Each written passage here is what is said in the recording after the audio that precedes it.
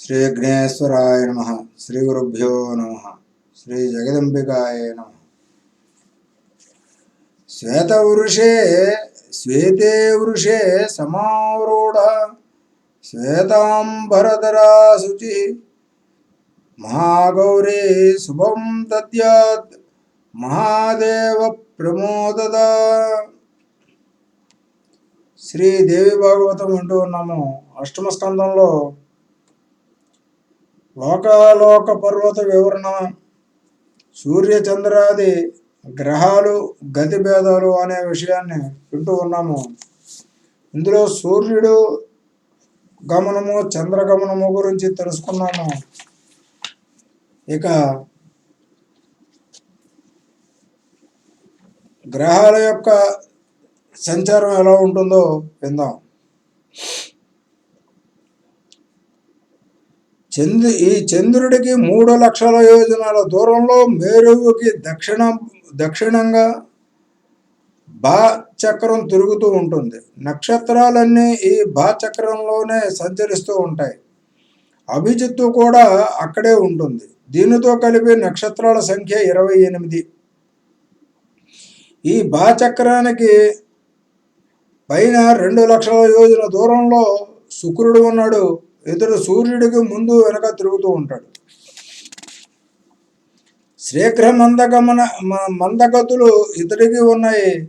ఇతడు లోకులకు సాధారణంగా శుభప్రదుడు. వృష్టి విష్టంభ శమనుడు. ఇతడికి 2 లక్షల యోజనముల దూరంలో బుధగ్రహం ఉంది. శుక్రుడికి సమంగా సంచరిస్తూ ఉంటాడు. సౌమ్యుడు. అతివాత, అభ్రపాత, అనావృష్ట్యాది భయాలకు సూచకంగా ఈ గ్రహం. ఇతడికి 2 లక్షల యోజనాల ఎత్తున అంగారకుడు ఉన్నాడు. ఇతడు 3 పక్షాలకు ఒక రాశిని అనుభవిస్తూ ఉంటాడు. ఇతడు వక్రుడు కాకపోతే శుభంకరుడే. ఇతడికి 2 లక్షల యోజనాల దూరంలో బృహస్పతి ఉన్నాడు. ఒక్కొక్క రాశిలో ఏడాది ఉంటాడు. వక్రుడు కానంత వరకు ఇతడు అనుకూలుడే. అటుపైన 2 లక్షల యోజన దూరంలో శనిగ్రహం ఉంటుంది. ఇతడు శనేశ్వరుడు, మందగతి, సూర్యపుత్రుడు. 30 నెలలకు కదులుతాడు. అంటే ఒక్కొక్క రాశిలోనూ 2.5 సంవత్సరాలు ఉంటాడు.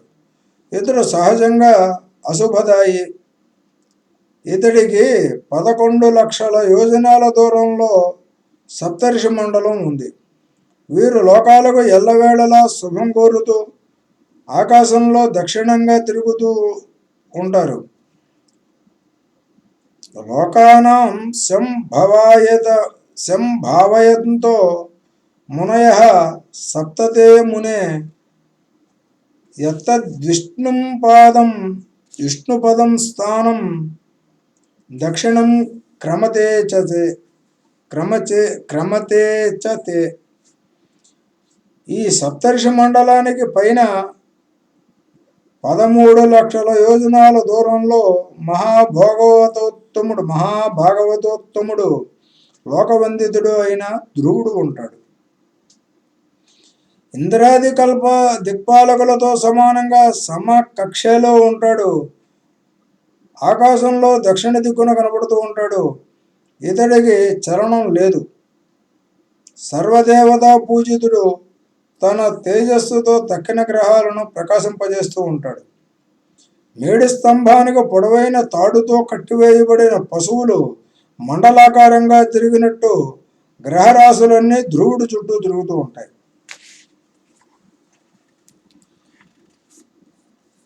కాలచక్ర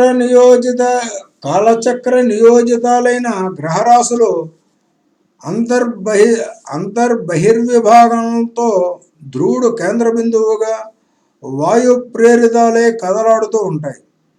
ఈ గ్రహాలన్నీ జీవకోటికి కర్మసారథులు. ఆకాశంలో డేగల్లాగా అంటే పక్షుల్లాగా ఆ కల్పంతంలో కదలాడుతూ ఉంటాయి. నారద, ఇలా ఈ జ్యోతిర్గణాలు ప్రకృతికి పురుషుడికి యోగాయోగాలను సమకూరుస్తూ నింగిలో విహరిస్తుంటాయే తప్ప ఎన్నటికీ నేలకు రాలిపోవు. యోగధారణ విద్యలో ఆరితేరిన వారు కొందరు ఈ జ్యోతిష్ చక్రాన్ని సింసుమార స్వరూపంగా అనుసంధానం చేస్తూ ఉంటారు. తలక్రిందులుగా కుండలీభూత శరీరులై పుచ్చాగ్రంలో ధ్రువుణ్ణి సంభావన చేస్తారు. అంతర్జ్యోతిష్ చక్రం కల్మషరహితుడైన ప్రజాపతి లాంగోలంలోనూ అగ్ని, ఇంద్ర, యమ, ధాతృ, విధాతృ దేవతలు పుచ్చాంతంలోనూ, కటి ప్రదేశంలో సప్తఋషులు, కుడివైపున ఉత్తరాయణ గ్రహాలు, ఎడమవైపున దక్షిణాయన గ్రహాలు స్థాపింపబడతాయి. కుండల భోగాలకి ఇరువైపులా సమసంఖ్యలో అవయవాలు, గ్రహాలు సంభవింపబడతాయి. అజవీధిని పృష్ఠభాగంలో, ఆకాశాన్ని ఉదర భాగంలో, పునర్వసు పుష్యమి నక్షత్రాలను కుడి ఎడమ తొడలలో, ఆర్ద్రాశ్లేషలను కుడి ఎడమ పాదాలలో, అభిజిత్తు ఉత్తరాషాఢాలను కుడి ఎడమ ముక్కు పుటాలలో, శృతి జలభాలను కుడి ఎడమ కన్నులలో, ధనిష్ట మూల నక్షత్రాలను కుడి ఎడమ చెవులలో, మగ మొదలైన 8 దక్షిణాయన నక్షత్రాలను ప్రాతిలోమ్యంగా వామ పార్శ్వ భాగంలోను,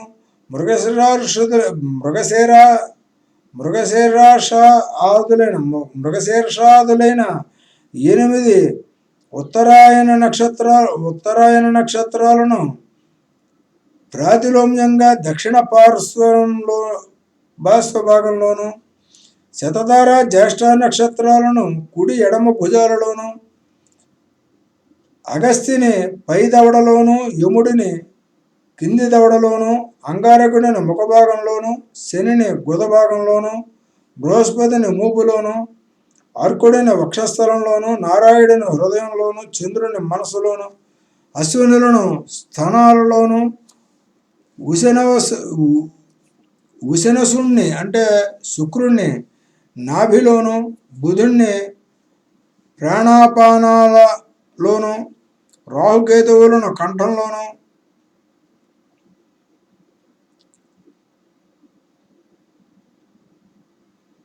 తక్కిన తారాగణాలను రోమకోపాలలోనూ ప్రతిష్ఠించుకోవాలి. ఈ విధంగా శరీరం విష్ణుమయం అవుతుంది, సర్వదేవమయం అవుతుంది. ప్రతిరోజు సంధ్యా సమయంలో ఇలాగే ప్రతిష్ఠించుకొని మౌనంగా కన్నులు మూసుకొని ధ్యాన తత్పరుడు అవ్వాలి. నమో జ్యోతిర్లోకాయ కాలాయ నిమిషాంపతయే మహాపురుషా అభిధీమహి అనే మంత్రాన్ని జపించాలి. ఇలా ముప్పొద్దులా చేసేవారికి గ్రహ నక్షత్ర తారా సంబంధమైన దోషాలు ఆదిదైవికమై పాపాలు నశిస్తాయి. తత్కాల సంభవాలైన పీడలు కూడా తొలగిపోతాయి. నారద మహర్షి ప్రతి సూర్యమండలానికి 5 యోజనాల కిందగా రాహుమండలం ఉంటుంది. అది ఒక నక్షత్రంలాగా సంచరిస్తూ ఉంటుంది. సూర్య చంద్రగ్రహణాలకు ఈ రాహువే కారణము. ఇతడు సింహికాసుతుడు. విష్ణుమూర్తి అనుగ్రహంతో అమరత్వాన్ని, కేటత్వాన్ని పొందాడు. సూర్యుడిని ఆచ్ఛాదించేటప్పుడు రవిబింబం కన్నా 1000 రెట్లు విస్తరిస్తాడు. చంద్రుణ్ణి కబలించేటప్పుడు 13,000 విస్తరిస్తాడు. పూర్ణిమ నాడే ఇతడికి చంద్రునితో వైరం. సూర్యచంద్రునికి దూరముగా ఉండి కబలిస్తూ ఉంటాడు. అప్పుడు విష్ణుమూర్తి తన చక్రాన్ని ఉపయోగిస్తాడు. ఆశ్చర్యజగతుడై ముహూర్త కాలంలో రాహు తొలగిపోతాడు. దీన్నే విడుపు ఉపరాగం అంటారు. ఈ గ్రహరాశులకు క్రింది భాగాన లోకాలు ఉన్నాయి. సిద్ధ చారణ విద్యాధర లోకాలు, యోజనాయుత విఖ్యాతాలు, పుణ్యసేవితాలు. వీటికి కిందిగా యక్ష, రాక్షస, ప్రేత, పిశాచ, భూత విహారలోకాలు ఉన్నాయి. వాయు సంచారం ఉన్నంత మేరకు అంతరిక్షం అంటారు. మేఘాలు పుట్టి సంచరిస్తున్న మేర కూడా ఇదే. వీటికి 100 యోజనాల క్రింది భాగంలో భూగోళం ఉంది. సుపర్ణస్యేన సారస హంసాది పక్షి నివహం భూమి మీద జన్మించి పైకి ఎగురుతున్నాయి. తక్కిన జీవరాశి భూమి మీద పుట్టి భూమి మీదనే నివసిస్తోంది. అధోలోకాల వర్ణన. ఈ భూగోళానికి కిందుగా 7 లోకాలు ఉన్నాయి. 7 మహారంధ్రాలు ఉన్నాయి. ఈ భూగోళానికి క్రిందిగా 7 మహారంధ్రాలు ఉన్నాయి. ఒక్కొక్కటి అయుత యోజనాల విస్తీర్ణము. ఈ ప్రదేశాలు సర్వత్తు సుఖదాయకాలు. అతల వితల సుతల తలాతల మహాతల రసాల పాతాళాలు అని వీటికి పేర్లు. వీటినే బిలస్వర్గాలు అంటారు. వీటిలో ఆకాశ భాగం కూడా అధికమే. ఇవి కామభోగైశ్వర్య సుఖ సమృద్ధులకు నిలయాలు. నిత్యోదాన విహారాలకు సుఖాస్వాదనలకు ఆకరాలు. మహాబలశాలులైన దైత్యులు, కాత్రవేయులు, దానవులు, భార్యాపుత్ర మిత్ర సేవక బంధు వర్గంతో కలిసి అనురక్తులై నిత్య ప్రమోదితులై ఈ లోకాలలో నివసిస్తూ ఉంటారు. వీరంతా ఈశ్వర భక్తులు, వరగర్వితులు, మహామాయావులు, నిత్య సంతుష్టులు. మాయాశక్తి సంపన్నుడైన మయుడు వీరికి పట్టణాలు నిర్మించాడు. మణిరత్న విభూషిత విచిత్ర భవన సమూహంతో, వీధులతో, విపణి వీధులతో, గోపురాలతో, సభా మండపాలతో, చత్వరాలతో, సకల సౌందర్యాలకు శోభలకు నిలయాలు ఈ పట్టణాలు. పరులకు దుర్లభాలు, దుష్ప్రవేశాలు. నాగా అసురజాతుల వారు జంటలుగా విహరిస్తూ ఉంటారు. పావురాలు, చిలకలు, గోరింకలు కోలాహలంగా ఎగురుతూ ఉంటాయి. కృత్రిమ వేదికలు అనేకము. రకరకాల పక్షుల బొమ్మలు యథార్థ స్ఫూర్తిని కలిగిస్తూ ఉంటాయి. ఉద్యానవనాలు సర్వ ఋతు సౌందర్య నిలయాలు. క్రీడాగృహాలు, లతాగృహాలు, ధారాగృహాలు అనేకం. లలనామణుల విలాసాలకు ఇవి నిలయాలు. ఫల పుష్ప శోభలతో మనస్సులకు ప్రసన్నతను కలిగిస్తాయి. సరోవరాలలో నీరు స్వచ్ఛంగా నిర్మలంగా ఉంటుంది.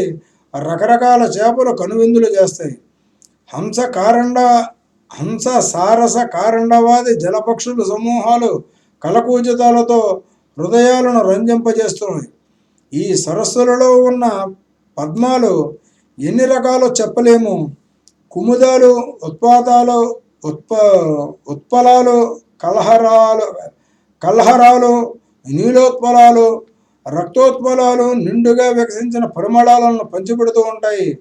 జలచరాలు వీటికి తాకి కదుపుతూ ఉంటే వాటి మీద వాలిన తుమ్మెదలు, జలపక్షులు కోలాహలంగా ఎగురుతూ ఉంటే సర్వేంద్రియ తర్పకంగా ఆకట్టుకుంటాయి. అమరలోకపు శోభను ధిక్కరించే సౌందర్యం ఈ పట్టణాలలో కనిపిస్తూ ఉంటుంది. ఇక్కడ రేయింబవళ్ల తేడా లేదు. రాత్రిపూట చీకటి భయం లేదు. సర్ప శిరస్సుల మీద ఉండే అనర్ఘ మణులను తమ కాంతులతో చీకట్లను పారద్రోలుతూ ఉంటాయి. అంతటా అన్ని వేళలా వేడి లేని వెలుగే. ఈ లోకాల వారు ఆదివ్యాధులు ఎరగరు. ఔషధాలతో పని లేదు.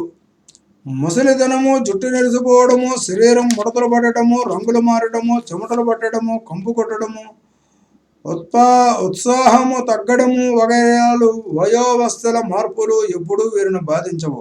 మృత్యుభయం లేదు.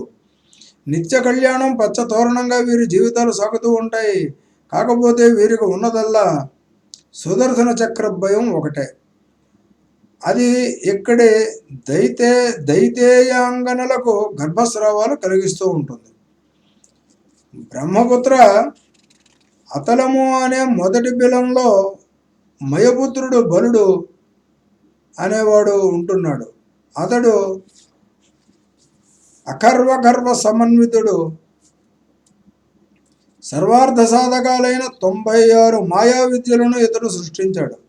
ఎదుట ఆవులిస్తే చాలు ముల్లోకాలను సమ్మోహనపరచగల కామినీమణులు ఆవిర్భవిస్తారు.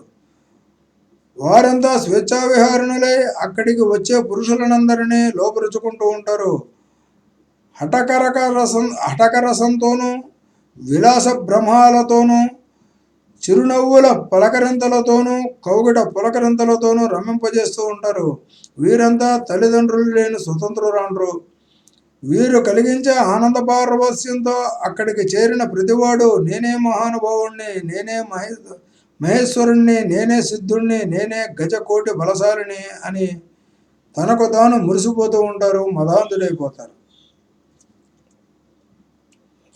ఇది అతలలోకం పరిస్థితి. ఇక రెండవది వితలము. ఇందులో శివుడు హాటకేశ్వర నామధేయంతో ప్రమద గణనాది పరివేష్టితుడై విరాజిల్లుతూ ఉంటాడు. బ్రహ్మదేవుడి సృష్టిని విజృంభింపజేయడం కోసమని భవానీ సహితుడే విహరిస్తూ ఉంటాడు. సకల దేవతలలోనూ పూజలు అందుకుంటూ ఉంటాడు. సకల దేవతలతోనూ పూజలు అందుకుంటూ ఉంటాడు. ఈ వితలంలో హటకీ నది ప్రవహిస్తూ ఉంటుంది. అది శివుడి వీర్యంతో ఏర్పడిన నది. గాలికి కదులుతూ ఉన్న మంటలాగా కనిపిస్తుంది ఈ ప్రవాహము. దీని నుంచి హటకము అనే పేరు కలిగిన బంగారం లభిస్తుంది. దీనితో భూషణాలు చేయించుకుని దైత్యాంగనలు ధరిస్తూ ఉంటారు. అతలానికి కిందైనదే వితలమైతే వితలానికి కిందనైనది మరో మహాబలం ఉంది. అది సుతలం. దీనికి అధిపతి విరోచన సుతుడైన బలిచక్రవర్తి. దేవేంద్రుడికి ప్రియం చేయడం కోసం త్రివిక్రముడు బలిని సుతలను కనుక దొరక్కాడు. త్రైలోక్యాధిపత్యాన్ని ఓడగొట్టి ఇంద్రుడికి కట్టబెట్టాడు. కానీ రాజ్యలక్ష్మి ఇంద్రుడిని వరించలేదు, బలిచక్రవర్తిని త్యజించడం లేదు. ఆ శోభ అతనితో పాటు ఈ సుతలంలోనే ఉంటోంది. నిర్భయంగా నివసిస్తున్నాడు. పౌత్రుడైన శ్రీహరికి భూదానం చేయడం వల్ల లభించిన ఫలంగా దీన్ని మహాత్ములు వర్ణిస్తున్నారు. కానీ నారద, ఇది సమంజసం కాదు. సాక్షాత్తు వాసుదేవుడు సకల పురుషార్థ ప్రదాయకుడు అయిన శ్రీహరికి భూదానం చేస్తే లభించే ఫలము ఇంతేనా, ఇదేనా?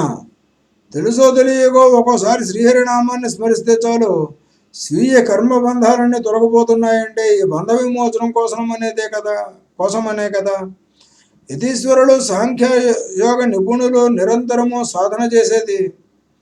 భగవంతుడు అనుగ్రహించాడంటే కర్మబంధన మోక్షం కలిగించాడే తప్ప మరింతగా మాయమోహంలో కురుగుపోయేటట్టు ఐశ్వర్య భోగాలను కల్పిస్తాడా? ఇవి సర్వ క్లేశాలకు కారణభూతాలు కదా. అన్ని ఉపాయాలు తెలిసిన శ్రీహరి వామన రూపంలో యాచకుడిగా వచ్చిన బలి చక్రవర్తి నుంచి సంపదలు సమస్తము హరించి శరీరమాత్రుడిగా మిగిలాడు. ఇంద్రుడు ఎంతటి మూఢుడు. బృహస్పతి మంత్రిగా ఉండి మాత్రము ఏమి లాభము? ప్రసన్నుడైన శ్రీహరిని ఏమి కోరుకున్నాడు ఇంద్రుడు? ముల్లోకాల ఐశ్వర్యాన్ని తమకు సమకూర్చమని అభ్యర్థించాడు. ఇది ఏ పాటిది? ఎంతో తుచ్చమైనది. ఇలా కోరిన ఇంద్రుడు తెలివైన వాడేనా? బలిచక్రవర్తికి పితామహుడైన ప్రహ్లాదుడు శ్రీహరిని ఏమి కోరాడు? దాస్యం చేసే అవకాశం ఇమ్మని అడిగాడు. సంపదలు కోరలేదే. హిరణ్యకశిపుడి ఐశ్వర్యాన్నంతా ఇవ్వజూపినా తీసుకోలేదే. అంతటి భక్తుడు మరొకడు ఉంటాడా? అంతటి మహానుభావత్వం మరెక్కడైనా విన్నామా? పరిపక్వం చెందినవారు ఇలా ఉంటారు, చెందినవారు అలా అడుగుతారు. ఇటువంటి అభిప్రాయాలు ఆలోచనలు ఉన్నాయి కనుకనే బలిచక్రవర్తి సుతలంలో అందరికీ పూజలు అందుకుంటున్నాడు. శ్రీహరి స్వయంగా అతనికి గుమ్మానికి కావలిగా వస్తున్నాడు. రావణాసురుడు తన దిగ్విజయ యాత్రలో భాగంగా సుతలానికి వస్తే అక్కడ ద్వారపాలకుడిగా ఉన్న శ్రీహరి తన భక్తుడైన బలిని రక్షించుకోవడం కోసం తన కాలి బొటకన వేలుతో ఆ సర్వలోక రావణుడిని 1000 యోజనాల దూరం తరిమేశాడు. నారద, ఇటువంటి వ్యక్తిత్వం కలిగిన బలిచక్రవర్తి సర్వసుఖాలు అనుభవింపజేస్తూ సుతల రాజ్యాన్ని పాలిస్తూ ఉన్నాడు. ఇది దేవదేవుడి అనుగ్రహ విశేషం. ఈ సుతలానికి ముందుగా తలాతలం అనేది మహాబలం ఉంది. దీనికి అధిపతి సాక్షాత్తు మయుడు అనే దానవేంద్రుడు. త్రిపురాసుర సంహారం చేసిన శివుడు ఇతడిని అనుగ్రహించి ఈ రాజ్యాన్ని అప్పగించాడు. మాయావు మాయావులు అందరికీ ఇతడే గురువు. సకల మాయా విశారదుడు, సర్వ రాక్షస పూజితుడు. దీనికి దీనికి ఇంకా కింద మహాతలం ఉంది. ఇది నిరంతర క్రోధ వ్యవసలై కాద్రవేయ సర్పజాతులకు నిలయం. అనేక శిరస్సులు కలిగిన మహాసర్పనాయకులు ఎందరో ఉన్నారు. కుహక, తక్షక, సుషేణ, కాళీయాదులందరూ ఇక్కడి వారే. గరుక్మంతుడికి భయపడి భార్యాపుత్రులతో ఈ మహాదేవతలంలో తలదాచుకుంటున్నారు. నానా క్రీడా విశారదులే ప్రమత్తులై విహరిస్తూ ఉన్నారు. ఇంకా క్రింద ఉన్నది రసాతలమనే మహాబలము. ఇక్కడ దైత్య, దానవ, నాగ జాతులు, నివాత కవచులు సహవాసం చేస్తూ ఉంటారు. కాళీయులు ఉన్నారు. వీరు హవిర్భోక్తలు, ఓజస్వంతులు, మహా సాహసులు. అయితేనేమి శ్రీహరి వీరి విక్రమోటాపాలను అదుపు చేశాడు, అణిచి ఉంచాడు. అందుకని కలుగుల్లో పురుగుల్లా బతుకుతూ ఉన్నారు. పైగా ఇంద్రుడి దూతిగా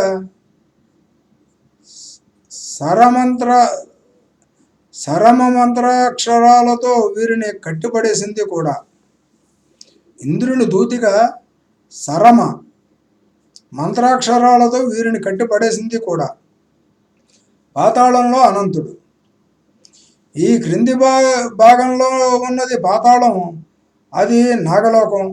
వాసుకి, శంఖ, కులిక, శ్వేత, ధనుంజయ, మహాశంఖ, ధృతరాష్ట్ర, శంఖచూడ, కంబళ, అశ్వతర, వేదోపదత్త ప్రముఖులందరూ ఇక్కడే నివసిస్తున్నారు. వీరంతా క్రోధామర్షలు మూర్తిభవించినట్టున్నారు. పెద్ద పెద్ద పడగలు నిలువెల్లా విషమే. 5 పడగలకి తక్కువ వారెవరూ లేరు. 1000 పడగల వారు కూడా ఉన్నారు. అందరికీ పడగల మీద దగదగలాడే మణులు ఉంటాయి. వాడి కాంతితో పాతాళంలో చీకట్లో పటాపంచులు అవుతూ ఉంటాయి. ఈ పాతాళంలో 30,000 యోజనాల అట్టడుగున మూల ప్రదేశంలో తామసీ రూపంతో ఒకానొక భగవత్కళ వేంచేసి ఉంటుంది. పేరు అనంత, సర్వదేవ ప్రపూజిత. ఈ పాతాళంలో 30,000 యోజనాల అట్టడుగున మూల ప్రదేశంలో తామసీ రూపంతో ఒకానొక భగవత్కళ వేంచేసి ఉంటుంది. పేరు అనంత, సర్వదేవ ప్రపూజిత. 1000 తలల ఆదిశేషుడు ఒక్కడే ఉండి భూగోళాన్ని మోస్తూ ఉంటాడు. అతని శక్తి అపారము, అనంతము. అందుకే అనంతుడు అంటారు. అహం అనే అభిమానానికి లక్షణంగా సంకర్షణుడు అనే పేరుతో దృశ్యాలను సంకర్షిస్తూ ఉంటాడు. ఒకప్పుడు ఇతడి భ్రూమధ్య భాగం నుండి సంకర్షణుడు అనే రుద్రుడు ఆవిర్భవించాడు. ఏకాదశ వ్యూహాలతో ఉదయించాడు. అతడు త్రిలోచనుడు, మహోగ్రమూర్తి. శూలం ధరించి నిలబడ్డాడు. సాత్వత పొంగవులతో కలిసి సర్పనాయకులందరూ నిత్యం మోకరిల్లి ఏకాంత భక్తి యోగంతో అతడి పాదపద్మాలకు తమ పడగల మీది మణికాంతులతో కుంగ్రొత్త ఎర్రందనాలను సంతరిస్తారు. మణికాంతులు పాదపద్మ నఖకాంతులు పోటీ పడతాయి. నాగకన్యలు తమ విలాస విభ్రమాలను ప్రదర్శిస్తూ సుగంధ ద్రవ్యాలను పులుముకొని చిరునవ్వులు చిందిస్తూ సిగ్గులు సింగారిస్తూ అనురాగ పరవశులే అతడిని ఆరాధనాపూర్వకంగా తిలకిస్తూ ఉంటారు. అనురాగ మధోన్మత్తుడే విఘూర్ణారుణ నేత్రుడై కరుణావలోకలోచనలతో ఆశీస్సులు అందిస్తాడని ఎదురు చూస్తూ ఉంటాడు. నారద, భూభారాన్ని వహించే అనంతుడు సాక్షాత్తు భగవంతుడు. అనంత బలశాలి, మహాశయుడు, అనంత గుణసముద్రుడు, ఆదిదేవుడు, మహాద్యుతిమంతుడు, అమర్ష, రోషములు, వేగము ఇత్యాదులను జయించి తానొక మహాతత్వానికి నిధిగా లోకశుభం కోసం బరువు మోస్తూ ఉన్నాడు. అందుకే సర్వజీవ ప్రపూజితుడు అవుతూ ఉన్నాడు. సురాసుర, సిద్ధోరగ, విద్యాధర, గంధర్వ, ముని సంఘాలు నిరంతరము ఇతడిని ధ్యానిస్తూ ఉంటాయి. అనారతంగా మదోన్మత్తంగా కదలాడుతూ ఉన్న చూపులతో, అమృతాయమానమైన వాక్కులతో అందరినీ ఆప్యాయంగా పలకరిస్తూ ఉంటాడు. వాడని వైజయంతి మాలికను ధరించి ఉంటాడు. అది ఏనాడు వడిలిపోని తులసి దళాలతో కూర్చిన దండ. తుమ్మెదలు దాని చుట్టూ పరిభ్రమిస్తూ ఉంటాయి. నీలాంబధరుడు, ఏకకుండల భూషితుడు, నాగలి మీద భుజం వాంచి నిలబడి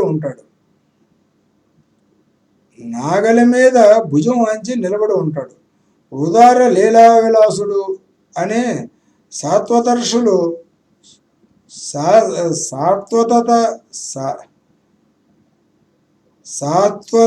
ఋషులు అనంతుడిని వర్ణించారు.